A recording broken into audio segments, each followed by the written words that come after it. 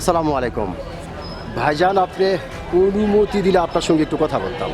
অসংখ্য ধন্যবাদ ভাইজান আপনাকে কথা বলার সুযোগ করে দেওয়ার জন্য। তো ভাইজান, সর্বপ্রথমে জানতে চাচ্ছি আপনি কেমন আছেন? আলহামদুলিল্লাহ, যে আল্লাহ আপনাকে ভালো রেখেছে।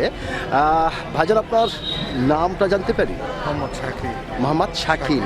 সুন্দর একটি নাম আপনার, অত্যন্ত সুন্দর একটি নাম আপনার। এবং আপনার নাম শুনে এবং আপনাকে সামনাসামনি দেখে যেটা বোঝা যাচ্ছে, আপনি অত্যন্ত একজন সাহসী মানুষ।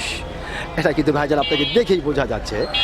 তো ভাইজান, যেহেতু আপনি বাংলাদেশের একজন সচেতন নাগরিক এবং বাংলাদেশের একজন সাহসী মানুষ, সেক্ষেত্রে এই বিষয়টি আপনার কাছ থেকে জানতে চাচ্ছি যে আমাদের বাংলাদেশের সাবেক প্রধানমন্ত্রী শেখ হাসিনা, তিনি এখন বাংলার মাটিতে নেই, তিনি এখন ভারতের মাটিতে অবস্থান করতেছেন। তো এই বিষয়কে কেন্দ্র করে বাংলাদেশের বিভিন্ন ধরনের মানুষ বিভিন্ন ধরনের কথা বলছে।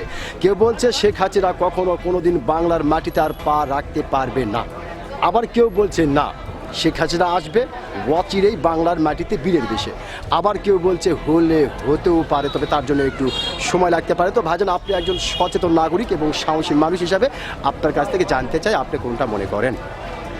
এখন মনে হয় রাজনীতির প্রেক্ষাপটটা হচ্ছে মানে দিনের মতো, কখনো দিন কখনো রাত।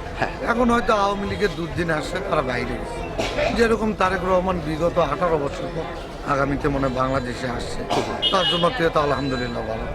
এখন মনে করেন পরিবেশ পরিস্থিতি অনুকূলে মনে করেন যেহেতু ভারতের সাথে বাংলাদেশের সম্পর্কটা ভালো না, এখন পরিবেশ পরিস্থিতি অনুযায়ী কখন কী হবে বলা যাচ্ছে।